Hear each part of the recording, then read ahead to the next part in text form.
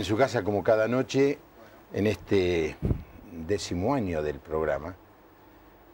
Y la verdad es que nos sorprende la cantidad de respuestas que tenemos en los llamados telefónicos, pero también en los emails que recibimos y en los mensajes en el Facebook.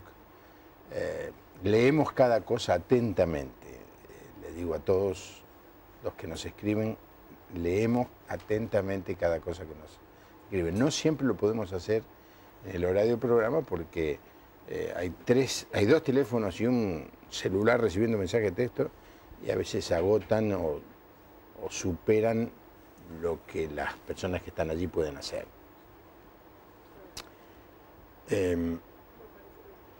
Estamos viviendo un momento muy especial en la Argentina, como sociedad, que no tiene tanto que ver con la política, aunque la política es un actor importante en todo este proceso, sino con una suerte de disgregación social. Como que la sociedad que más o menos funcionaba en base a ciertos valores, principios, como que se está resquebrajando. El concepto de amor al prójimo es casi una utopía, ya casi van a poner preso a cualquiera que le enseñe eso. Lo que antes estaba bien, ahora está mal. Lo que antes estaba mal, ahora está bien.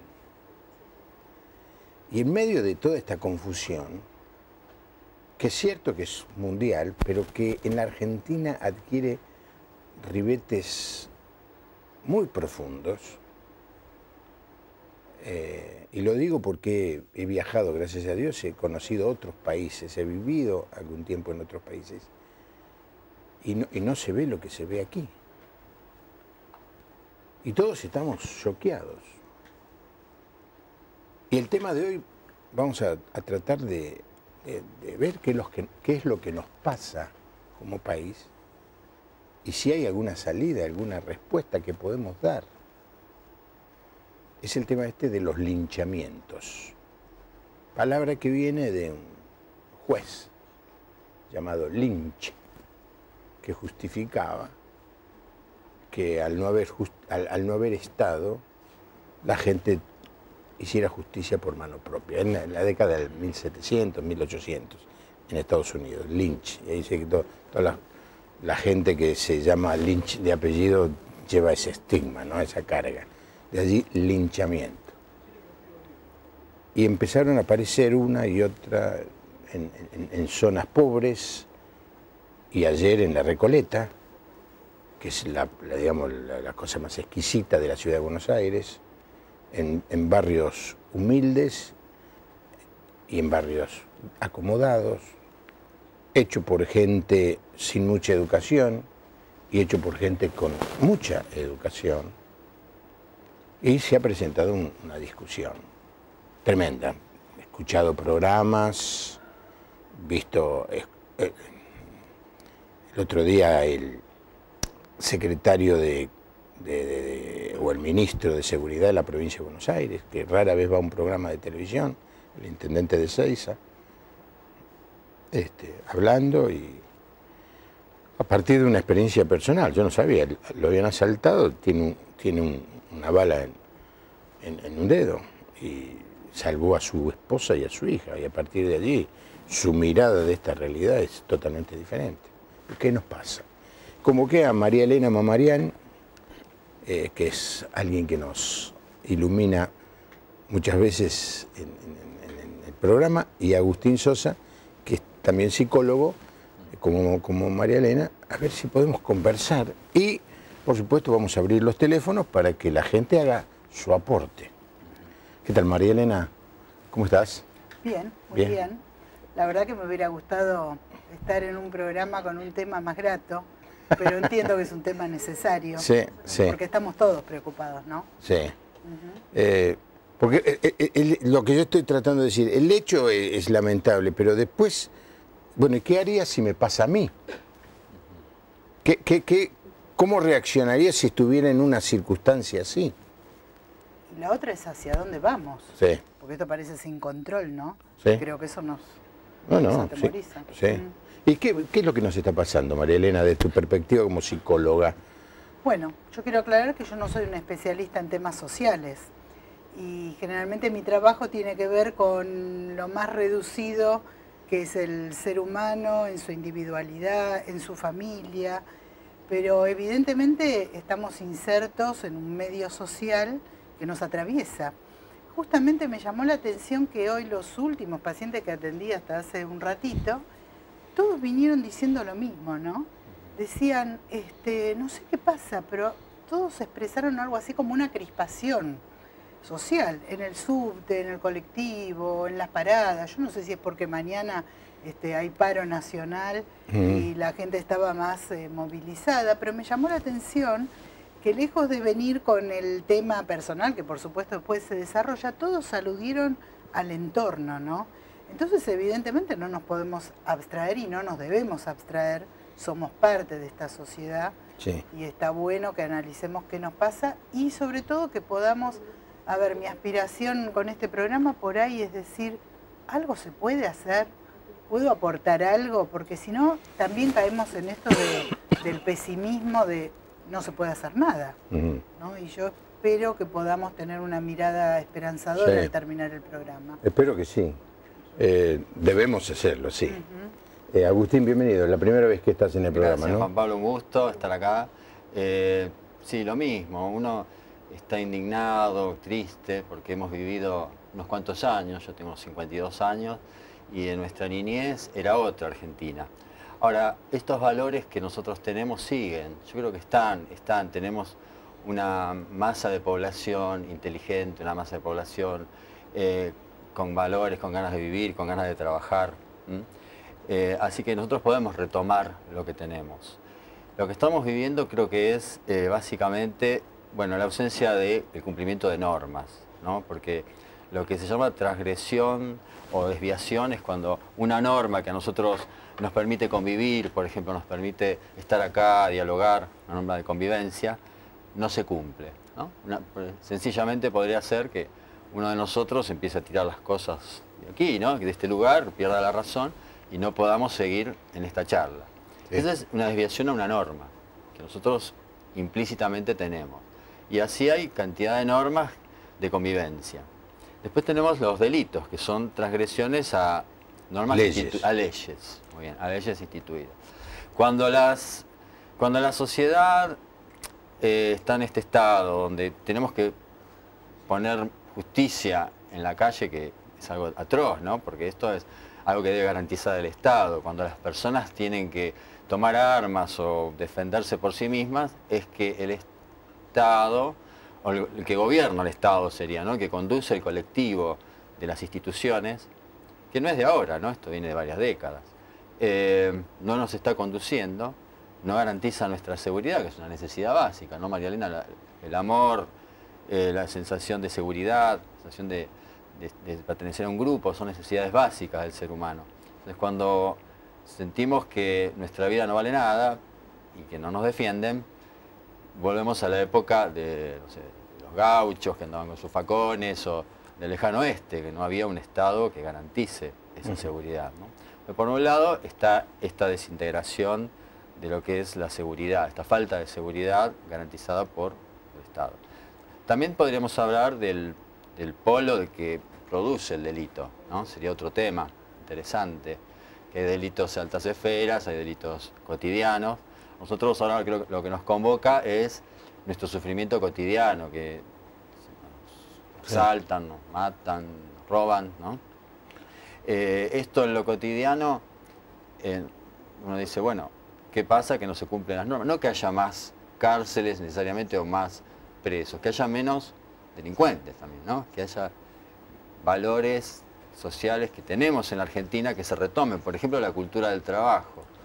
Me gustaría también pensar en eso, ¿no? ¿Qué pasa? Que las personas se sienten desintegradas socialmente, se sienten sin identidad, ¿no?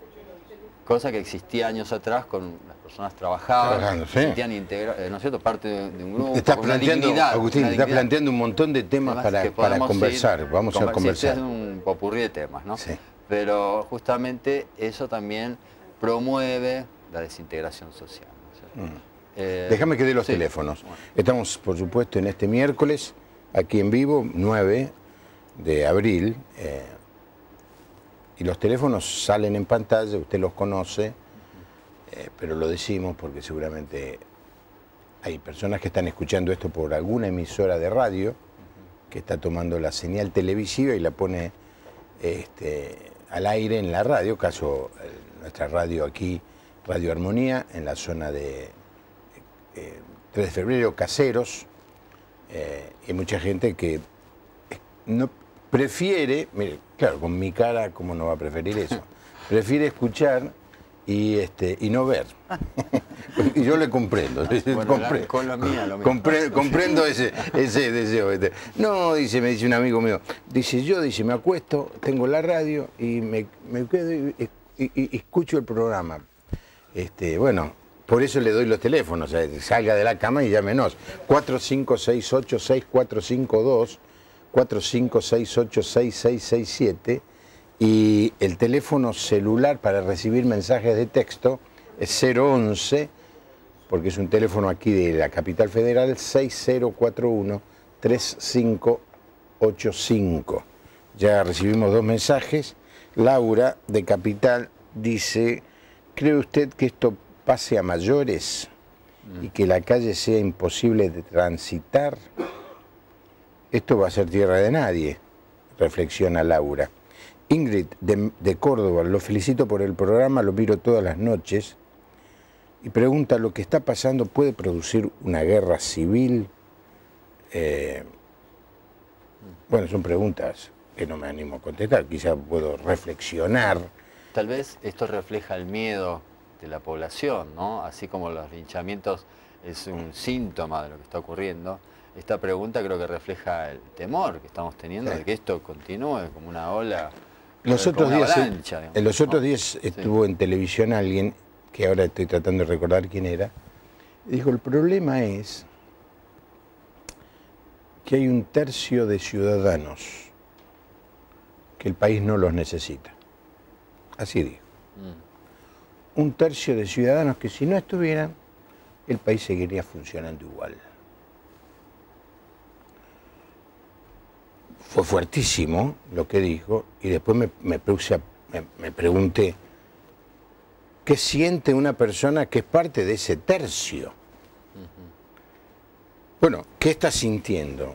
Que no tiene posibilidad de trabajo, que sus hijos nunca van a terminar la escuela, que siempre va a haber una tremenda diferencia entre lo que ellos le pueden ofrecer a su familia y lo que otras familias le pueden ofrecer, especialmente a los hijos. Muchas de esas familias son quebradas, disfuncionales, muchos son resultado de nacimientos en donde la chica está sola y no está el padre. Entonces, pero de golpe decir 1/3, 1 de cada 3, somos 3 acá, Sí. 1 de cada 3. Y me choqueó. Entonces, algo se puede hacer y algo debemos hacer.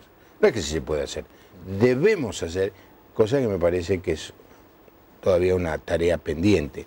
María Elena, de todo lo que dijo Agustín, ¿no es cierto? Él habló de los valores. Cuando vos charlas con un paciente tuyo, y como tenés algunos años de profesión, no voy a decir cuánto. No, mejor no. No. Cuando empezaste la psicología ya estaba inventada, ¿no? Sí. Freud. ¿Vos notás una involución en que antes venía una persona y decía de valores que lamentablemente estaba quebrando, a hoy en donde vienen y te dicen estoy haciendo esto, pero no tienen la menor idea si lo que están haciendo está bien o está mal? La verdad que, no sé, por naturaleza yo no soy pesimista ni melancólica y no tiendo a pensar que todo tiempo pasado necesariamente fue mejor. Creo que cada época tiene sus desafíos. como tal sus peligros y sus oportunidades, ¿no? Entonces, creo que sí se han abandonado algunos valores, como por ejemplo hay un gran temor a ser autoridad, a ejercer la autoridad como corresponde. Nuestro país tiene una nefasta historia en torno al autoritarismo y creo que una de las cosas que está faltando es conducción. Y cuando decimos conducción, yo personalmente no me estoy refiriendo a la mano dura. Creo que por ahí no resulta. Si yo pienso el país como una familia, la mano dura a mí no me resulta. Yo no he recibido mano dura, no la ejercí con mis hijos tampoco, y creo que las cosas se pueden lograr desde otro lugar, ¿no? Pero sí donde claramente la autoridad sea autoridad, ¿no? Entonces estaba pensando, por ejemplo, en muchas de las peleas que pueden suceder entre hermanos, en la casa, o entre compañeros en el colegio. Las peleas se autolimitan entre pares, pero cuando la cosa va a mayores, ahí tiene que estar presente la autoridad para guiar, para corregir. Y muchas veces el desborde se produce cuando, por ejemplo, en la casa los papás y mamás no ejercen el rol que les corresponde, o cuando el chico en la escuela se encuentra con que va y le dice a la maestra y la maestra no sabe qué hacer o no escucha. Entonces, me parece que sí, esto es un cambio con el correr del tiempo, que nos cuesta retomar un concepto sano de autoridad. Claro, ¿no? Cuando hablaste de la autoridad dijiste guiar, no sé, usaste dos palabras, no mencionaste la palabra reprimir. Castigar. Y no mencionaste la palabra castigar. ¿Lo hiciste a propósito? ¿No crees? Me salió naturalmente. No, pero el castigo es parte de la guía, ¿o sí, no? Pero cuando ya tenés que castigar es porque fallaron todas las cosas previas que había que hacer. Sí. ¿No? Primero está enseñar, primero está acompañar, primero está guiar, primero está conducir. Claro, estás hablando a la perspectiva de una madre o un padre que están criando a su hijo. No, y desde lo social macro también. Yo creo que cuando se enseñan valores desde arriba, digamos, porque las cosas tienen que venir desde arriba, ¿no? Cuando los hijos ven coherencia, cuando los alumnos ven coherencia en sus autoridades, cuando los ciudadanos ven coherencia en sus autoridades, me parece que es mucho más fácil sujetarse a una norma establecida, como decía Agustín, ¿no? Claro. Ahora, cuando estamos mal, Estamos mal. Vamos mal. Y de arriba, ¿qué es lo que viene?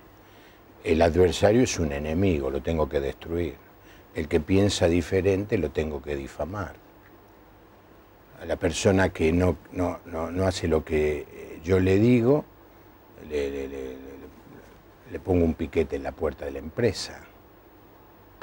Esto es lo que estos son los 10 años estos que hemos pasado, en donde de arriba hacia abajo vino un mensaje de confrontación. Sembrar vientos. Sí. Y el texto bíblico dice que cuando uno siembra vientos, cosecha tempestades. Por eso puedo decir, no soy pesimista. Bueno, yo creo que soy un tipo optimista, ¿no? No, hay que ser realista también. Yo soy realista, es decir, la solución empieza viendo un cambio desde arriba hacia abajo. Pero ese cambio para mí implica que la persona que está en autoridad diga, señores, me equivoqué, les pido perdón a todos, estuve haciendo mal, ahora lo voy a hacer diferente porque creo que lo estuve haciendo mal. Pero vos percibís por ventura que una disculpa así pueda salir. Es muy difícil, especialmente para la autoridad, la humildad de decir me equivoqué. La autoridad a cualquier nivel, ¿eh? La autoridad en una iglesia, la autoridad en la casa, la autoridad en la escuela y la autoridad política. En el Es muy difícil, político. es muy difícil. Muchas veces no se pide disculpas o no se asume explícitamente el error, pero vos te das cuenta que a veces el retomar medidas o el decir, bueno, vamos a sentarnos o pongámoslo en la mesa de diálogo o tengámoslo en la agenda es una manera de reconocer que hay una deuda pendiente, porque si no la realidad los tapa. Eso es lo que está pasando en el país ahora, ¿no? Cristian de Gobernador Galvez dice, sigo todos los días el programa y coincido con el tema que dice, está en la Biblia, y es un anuncio de que Jesucristo se está acercando. Cristina Rosario, para mí esto está ocurriendo porque la gente le da espaldas a Dios. ¿Ustedes qué piensan? Bueno, definitivamente. Sí, si haces una síntesis, es un problema espiritual, ¿no? Fretones Chaco, Claudia. Fretones. Muy bueno el programa, lo veo todas las noches, aprendo cada vez más, gracias. Alberto de Puerto Madryn, en este momento para mí pasan peores cosas que en la época de la dictadura militar. Bueno, no, es difícil. Yo no acuerdo. No, yo tampoco. Posiblemente en la calle había más orden que lo que hay hoy.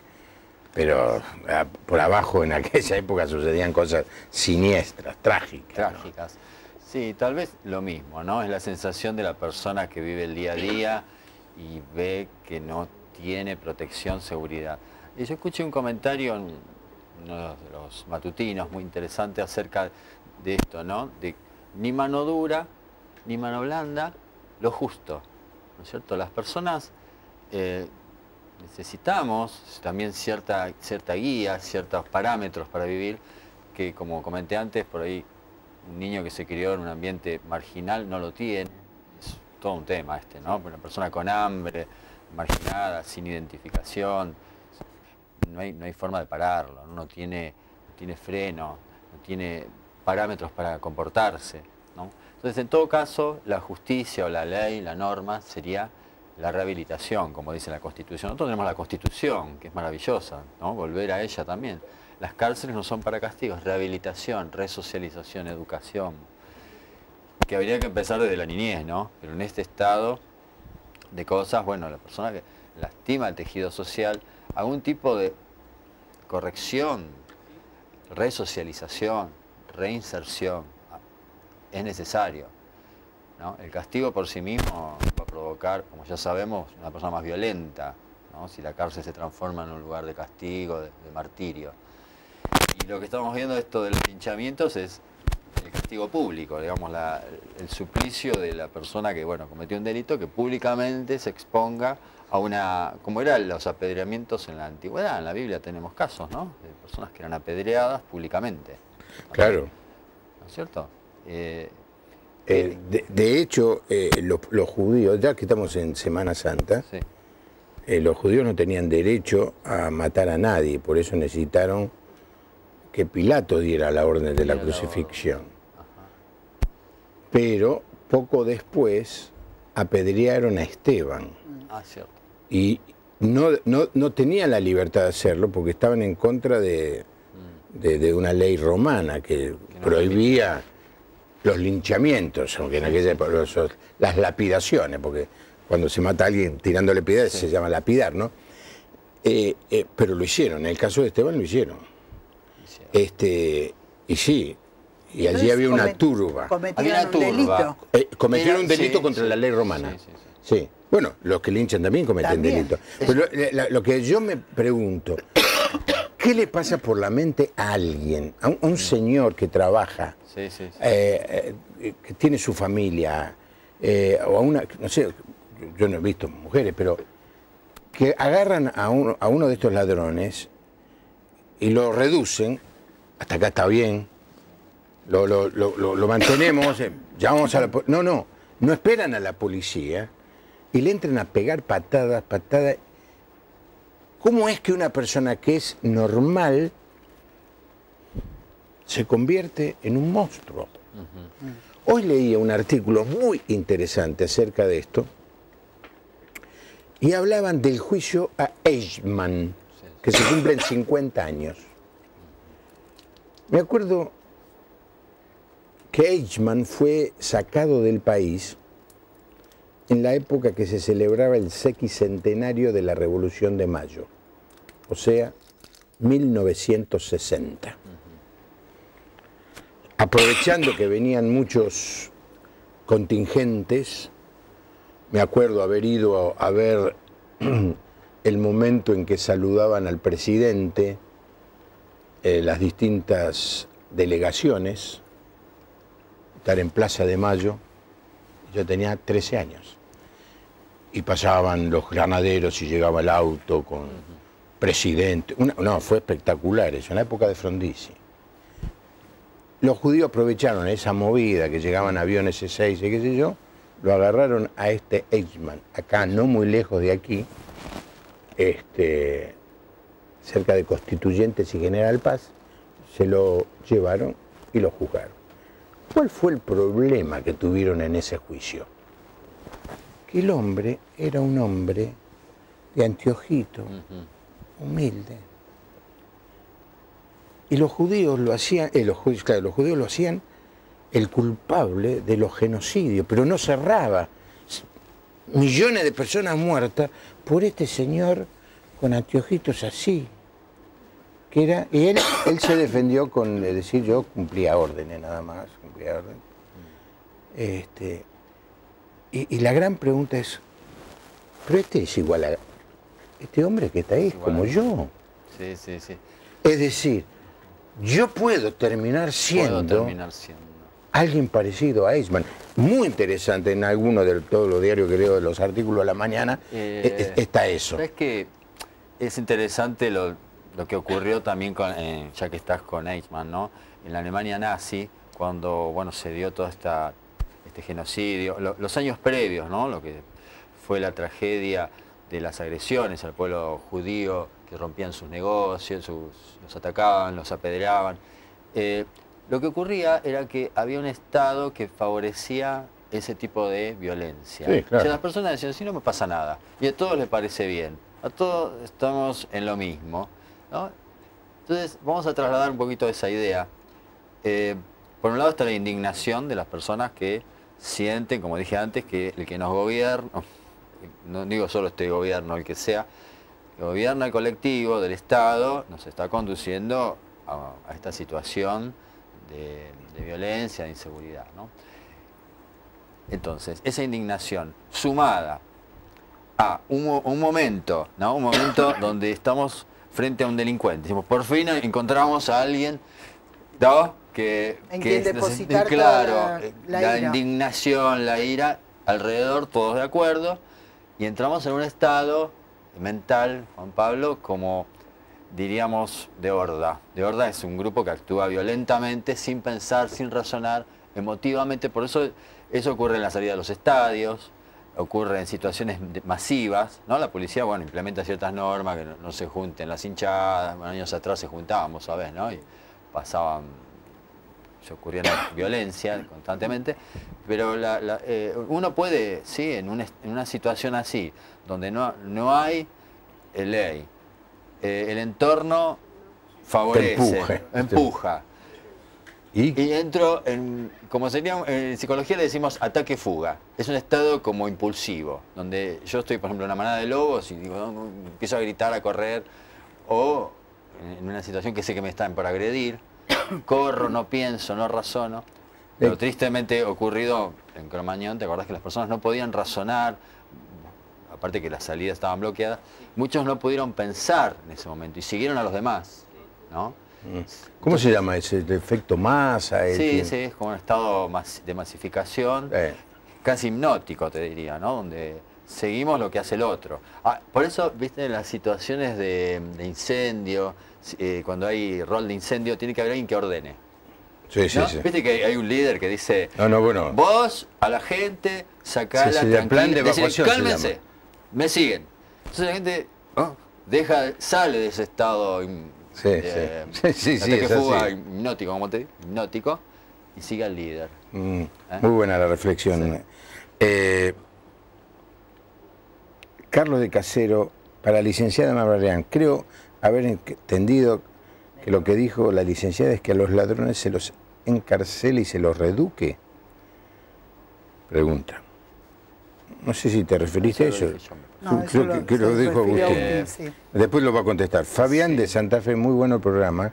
La Iglesia tiene mucho por aportar y servir en nuestra sociedad desde lo espiritual, psicológico y educativo. Hay que volver a las sendas antiguas. Sí, sí. Granadero Baigorria, Santa Fe, vivimos así porque no se cumple uno de los mandamientos, amarás a tu prójimo como a ti mismo. Raquel de Rosario, la Biblia habla de un juicio, juicios Jueces y Apocalipsis, solamente Dios puede hacerlo. Santa Rosa, Colonia, Salta. Es una barbarie lo que estamos viviendo. Rosario, Santa Fe, esto ocurre porque no se cumplen los mandamientos. Bautista de Junín, no sé. Creo que esto está pasando porque falta creer desde los gobiernos hasta la sociedad. Ernesto de José C. Paz, creo que se perdió el respeto en toda la sociedad. Me duele ver cómo la maldad se multiplica. Le preguntaban a Carlos, acá de Caseros, pero vos dijiste que los ladrones deben ser encarcelados y reeducados. Bueno, lo dijiste vos, lo dice la Constitución. Sí, lo dice la Constitución. Sí. Resocializados. Sí, Claro. lo importante es, como te dije, bueno, repito, lo interesante sería trabajar en las condiciones sociales que promueven este tipo. Hay otros tipos de delitos, como hablamos, lo de guante blanco, lo de las que toman decisiones que afectan también económicamente. Sí. Bueno, de eso no estamos hablando ahora, pero sería otro tema. No, pero ¿sabés qué pasa, Agustín? Sí. El que está delinquiendo ve la televisión igual que vos y lee el diario igual que yo y ve que los altos funcionarios nunca van presos. Nunca van presos. Nunca son declarados culpables. En 31 años de democracia, solo María Julia Alzogaray y un tal Pinto, que era de acá, presidente de la Madrid, pero era legislador. ¿Cómo? Sí, sí. No hubo otros delitos, pero ninguno fue preso. Ese mensaje viene, entonces, viste, si ellos hacen lo que quieren y no les pasa nunca nada, es más, siempre a los que cometen delitos en este momento les cae el mismo juez que siempre va a hacer lo mismo que decir no tiene mérito y lo deja libre. Y cuando un juez se pone a trabajar o un fiscal se pone a trabajar, lo sacan. Entonces, claro, la gente en esta situación, porque estos muchachos también en los diarios, dice, esto ya está, ¿viste? Entonces, viva la Pepa. En el concepto bíblico, la paz tiene que ver con la justicia. Claro. No es con una imposición de orden externa que se reprime todo, sino que en realidad la justicia trae pacificación. Y esto, si lo llevas a todos los niveles, es así, ¿no? Sí. Sí, lo que comenta Juan Pablo es sumamente grave, porque en sociología se llama anomia. Yo doy clases también de estas disciplinas. Anomia es un estado sin ley. Sin ley. Sin ley, ¿no? Entonces, en estado sin ley, estamos en un riesgo severo en todas las... O sea, el Poder Judicial, vamos a entrar en política, no sé si es la idea, pero debe ser independiente y fuerte, todos lo sabemos, para controlar a los otros poderes. Es que la democracia funciona así, por control mutuo, ¿no? Hay división de poderes. Y bueno, esto es lo que estamos clamando también, ¿no? Sí. Justicia, sí, ni encarcelamiento, como dijimos, para reprimir y castigar por sí, ni esto que salen al otro día libres y vuelven a delinquir. O sea, reeducación, resocialización, desde la infancia. La gran mayoría de los presos tienen entre 18 y 25 años. La mayoría sin un proceso terminado. Es decir, técnicamente, si el abogado que tuvieran actuara, los tendrían que dejar, porque a los 2 años prescribe, si no hay fallo, si no hay sentencia. Claro. La mayoría de esos chicos vienen de esta situación de vulnerabilidad, de familias quebradas, y mucho tiene que ver con el narcotráfico. Y esa gente, este es el gran desafío para la Iglesia. Esa gente, ¿cómo puede ser reconvertida? Y solo el poder del Evangelio. Yo no me gusta ser místico ni tener soluciones fáciles, ¿no? Pero realmente cuando vos te presentás frente a esta realidad, mira, estuvo aquí presente un par de veces mi cuñado y mi hermana, tienen un trabajo que fue muy promocionado en Canal 13 y en un montón de lugares, enfrente de la cárcel de Devoto. Y el trabajo de ellos es atender a las mujeres que vienen a visitar a los presos. Entonces ellos están en contacto con la familia y ven el tremendo desafío que hay para convertir esas mujeres anómicas totalmente. Y a esos hombres que están dentro de la cárcel, anómicos totalmente, que no tienen concepto de ley, del límite, de la autoridad, del respeto al prójimo.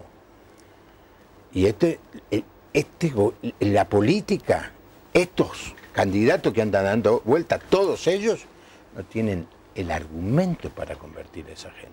Yo creo que este es un gran desafío que se le presenta a la iglesia cristiana, ¿no? La fe, la dimensión espiritual humana es lo que podemos trabajar.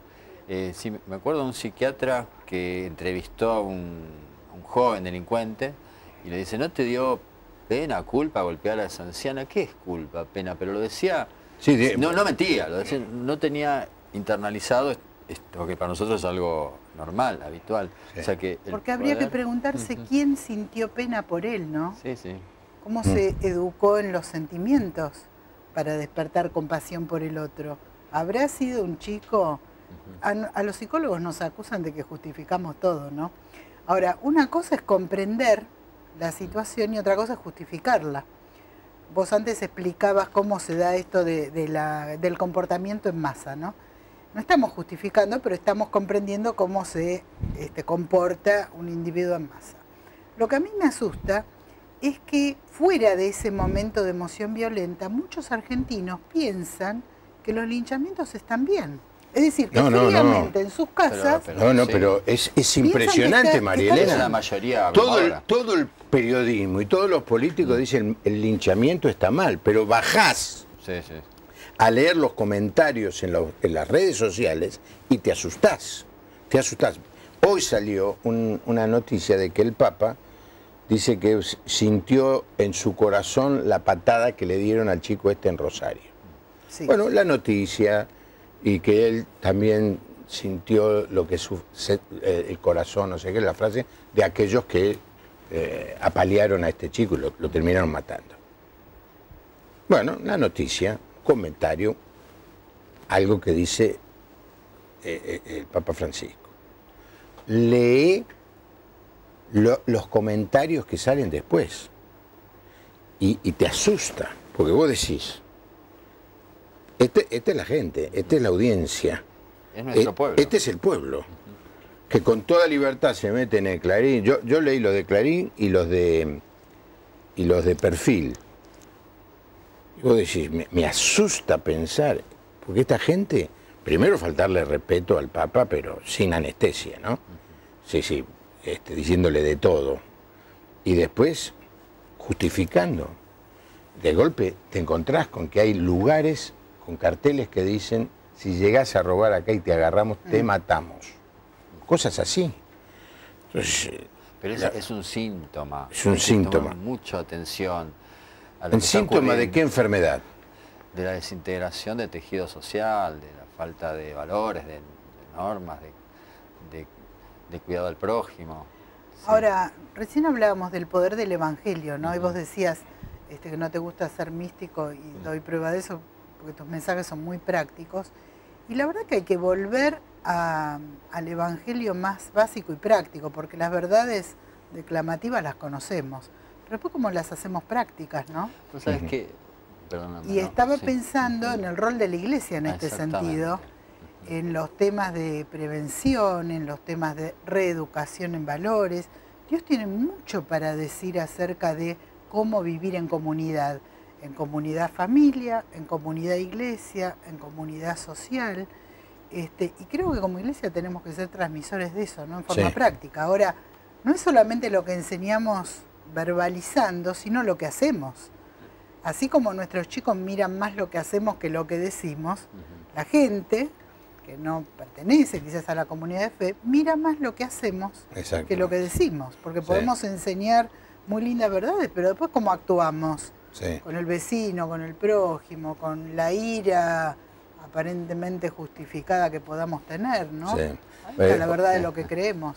¿Qué quería decir, Agustín? No, que me gusta que la charla llegue a esta dirección porque podemos pensar en qué aportar, en soluciones, en cambios. La palabra guía salió hoy. Hablamos hace un ratito, ¿no? La necesidad de guía, cuando Jesús dice que vio a la gente como ovejas sin pastor, ¿no es cierto? Por ahí en la audiencia tenemos personas que no son de iglesias, pero desde su lugar, desde un empresario, puede también trabajar para mejorar la situación de sus empleados, buscar beneficios sociales, ¿no? Cada uno puede hacer su aporte. Nosotros tenemos un gran aporte, que es la dimensión espiritual humana, que en psicología se está viendo cada vez más. Algunos de los que no creen hacen congresos de salud mental y espiritualidad, ¿no? Sí. Como las personas que tienen fe se sanan de sus problemas o afrontan sus problemas de otra forma y los solucionan. Entonces, la guía de la iglesia, de las comunidades de fe, sean rabinos, también sean de otras confesiones, tenemos un aporte importantísimo a la solución. Sí. Bueno, yo ayer escuchaba en el auto al ministro de Salud de la provincia de Buenos Aires, le estaban reporteando, y entonces empezó a mencionar todo lo que hace la provincia de Buenos Aires desde la perspectiva de un ministro. Claro. Tenemos 190 y tantos lugares, y después mencionó las entidades que aportan en el tema de la drogadicción. No mencionó la iglesia evangélica. No mencionó. No mencionó. ¿Cuándo? Los centros de recuperación de las iglesias evangélicas son los que tienen más índice de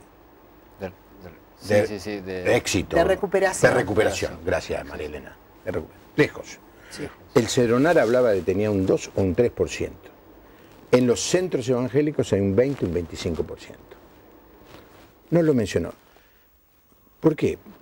Posiblemente no le daba prensa mencionar eso. Primero me molestó y después déjalo. Sigamos haciendo la tarea. Mejor que no nos mencione ese señor. Y yo quiero decir algo de las cárceles.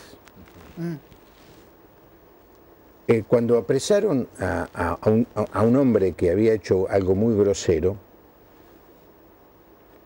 lo llevaron a una cárcel de Zárate o Campana. ¿Sabe dónde lo pusieron? En el sector evangélico. Porque hay...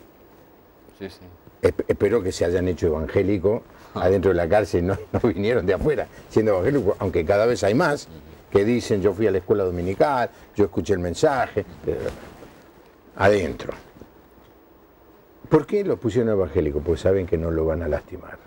El padre Grassi, solíamos estar en un grupo de oración juntos, está preso. ¿A dónde lo pusieron al padre Grassi? Con los evangélicos. ¿Por qué? Porque lo van a cuidar. ¿Eso lo sabe el gobierno? Lo sabe. La Unidad 20 de Olmos es un modelo, un grupo de 200 jóvenes evangélicos presos. Hay una película, no se menciona. La cárcel de Olmos, la grande, tiene pisos de evangélicos, donde no hay droga, no hay violencia, hay respeto a las autoridades. ¿Lo sabe? Sí. Las pruebas concluyentes de lo que produce el Evangelio las tienen, pero no sé por qué razón se obstinan en negar esa realidad. Pero cuando la gente dice, ¿y la iglesia qué hace? La iglesia evangélica, ¿quiere saber ya lo que hace? Es la que más entidades para recuperar drogadictos tiene, y con pobreza y a veces hasta con comuniones, hay gente que está trabajando y sacando pibes de la droga. Yo he hecho decenas de programas con esos testimonios.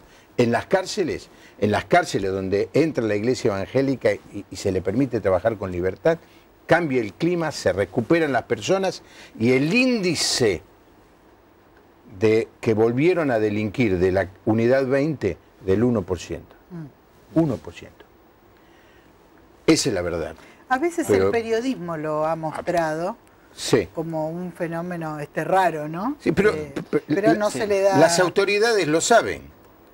Pero ni lo mencionan. Para preguntarse y, qué ni pasa. y ni nos convocan. Fíjate vos que el Cedronar tiene un cura que nunca se dedicó al tema de la drogadicción en forma directa, y pusieron a un cura, que está bien, yo no tengo nada con este señor, no lo conozco, pero no sé si les ocurrió llamar a los evangélicos, que somos el grupo social en la Argentina que más resultado produce en la recuperación de drogadictos.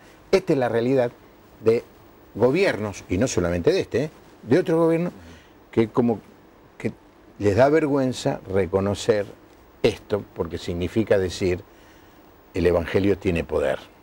Mejor que no lo digan. Imagínate esa persona que estás, como decíamos, ¿no? Sin identidad, sin rumbo. Identidad tiene, sin arraigo social, Valoración. sin valoración, y siente el poder de Dios. Dios me ama a mí, y hay un grupo de personas que lo escuchan, lo acompañan. Eso en la psicología, ¿no? En su mente, es un impacto en su alma, es un cambio tremendo. O sea que ahí hay un camino. Una nuera mía, una nuera, tengo dos, no tengo tantas, pero una trabaja, su llamado, su vocación es trabajar con las chicas que están presas, dado que ella es americana, aunque hable español como si fuera criolla, ¿no? Va ahí en la cárcel de Seyss, hay muchísimas chicas que hablan solo inglés, y mal hablado, porque son tailandesas, de todo color, y ella tiene una pasión por eso, y lo que me dice, la pasión es porque cuando Dios les toca, o mejor, ellas se dejan tocar por Dios, el cambio es total, es el día a la noche, el oriente y el occidente, es decir, se siente digna, se revaloriza como persona y empieza a tener sueños de un futuro mejor, ¿no es cierto? Ahora eso, como decía Agustín, es en el polo ya del delito consumado, pero en el otro polo, que es la prevención, Sí. la Iglesia también tiene una tarea importante. Sí. De hecho, la está realizando muchas veces. A mí me ha tocado viajar muchas veces al interior del país, y a veces donde no hay otras organizaciones gubernamentales, a veces la Iglesia evangélica es la más lúcida en temas, por ejemplo, de violencia familiar. Sí. De instrucción sobre el tema, de prevención sobre los más jóvenes, ¿no? De brindar cursos para la comunidad. Me parece que no tenemos que... Yo iba con esto de tener una mirada esperanzadora frente a esto que no sabemos bien para dónde va y que nos atemoriza con justa razón. Me parece que tenemos que recuperar un rol más activo, ¿no? Sí. Y decir, vale la pena invertir en esto, ¿no? En la prevención, en la recuperación de chicos marginales y no marginales. En realidad son necesidades básicas del ser humano. Sí, en eso indudablemente. Y Juan Pablo, te quería comentar, vino a mi mente digamos, la voz profética de la Iglesia, ¿no?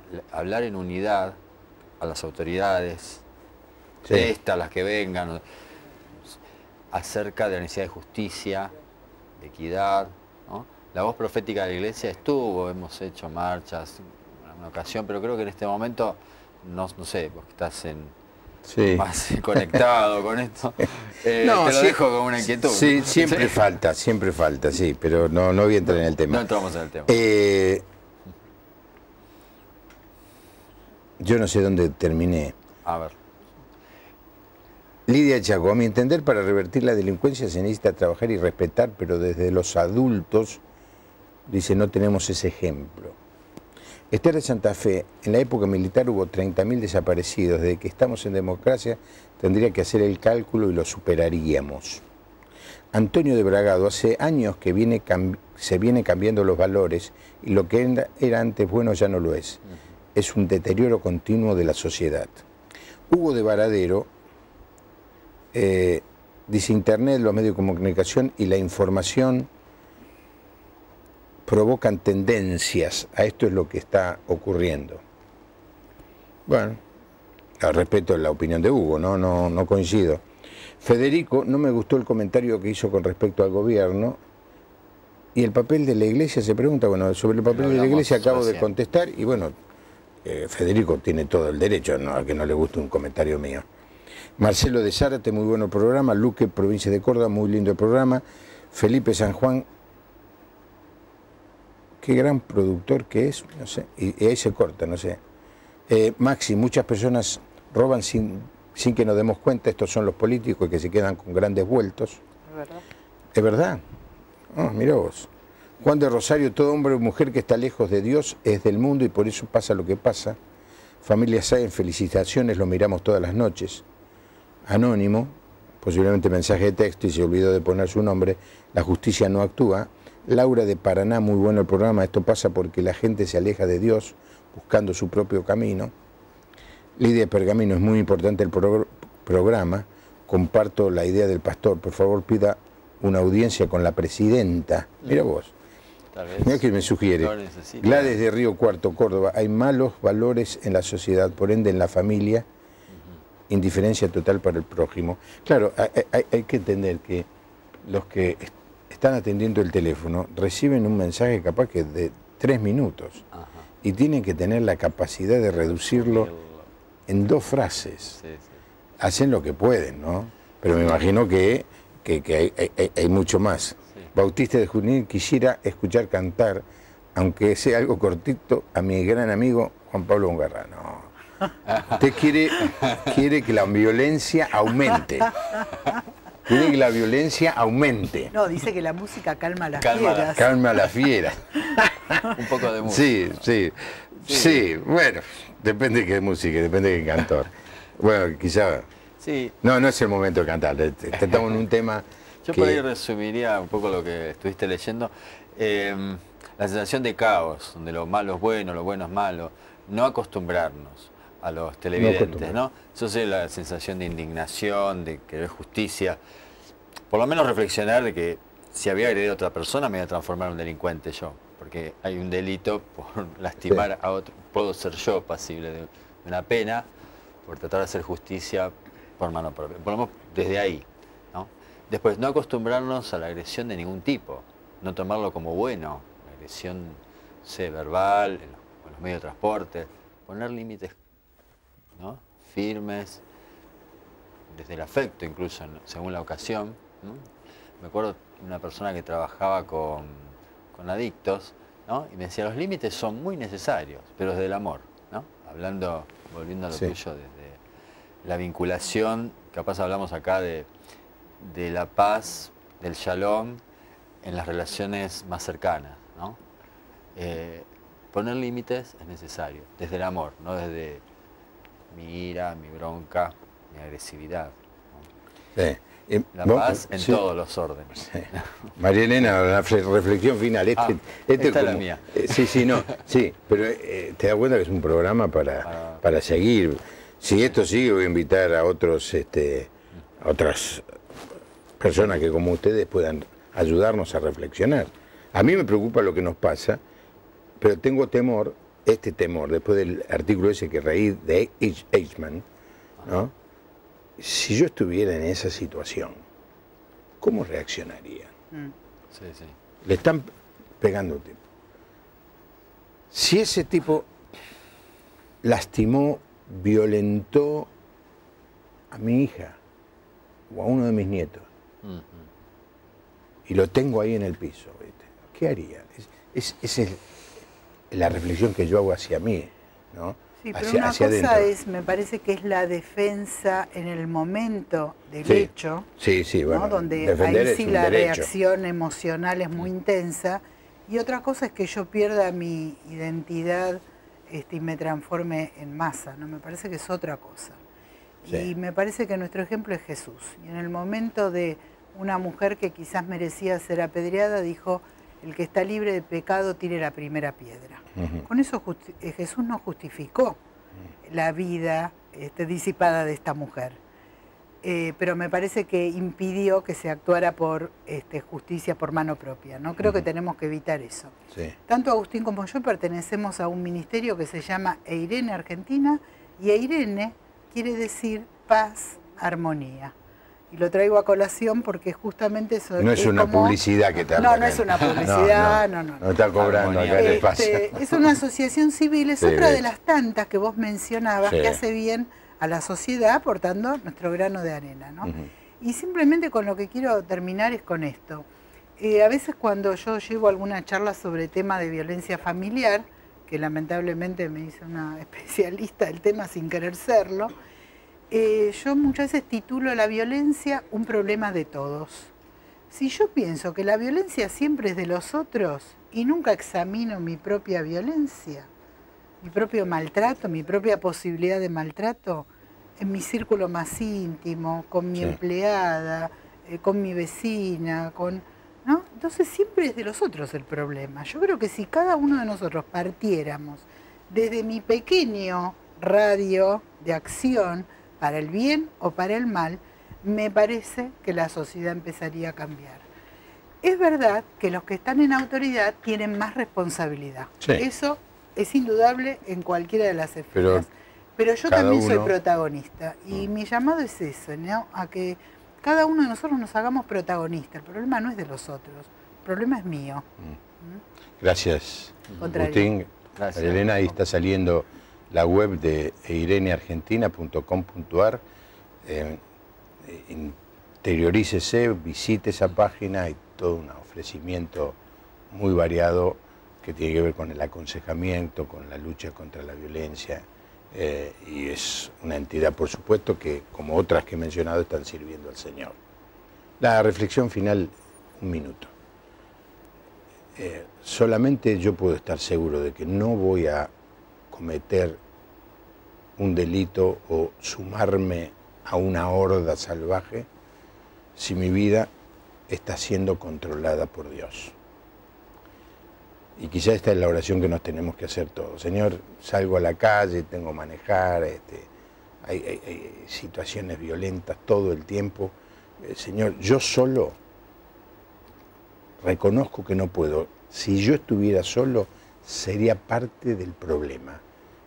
Pero si vos me controlás, tomás dominio de mi vida, yo puedo no ser parte del problema y ser parte de la solución. Así que lo primero que tenemos que hacer, cada uno de nosotros, es dejar que el Señor no solamente viva en nosotros, gobierne en nosotros. Por eso le llamamos a Él, no solamente que es nuestro Salvador, sino que es también nuestro Señor, nuestro amo. Cuando esto sucede, uno se queda más tranquilo porque alguien me va a decir, esto no lo hagas, cállate la boca, no reacciones así. Y alguien está en el control, ¿no? Y alguien está en el control. Bueno, mañana viene el pastor Daniel González y los teléfonos truenan porque viene a enseñar cómo manejar la plata. No va a ser huelga, me dijo que no va a ser huelga y va a venir. Yo lo veo a usted el viernes. Mañana descanso. Que tenga una buena noche, que Dios le bendiga. Hasta mañana.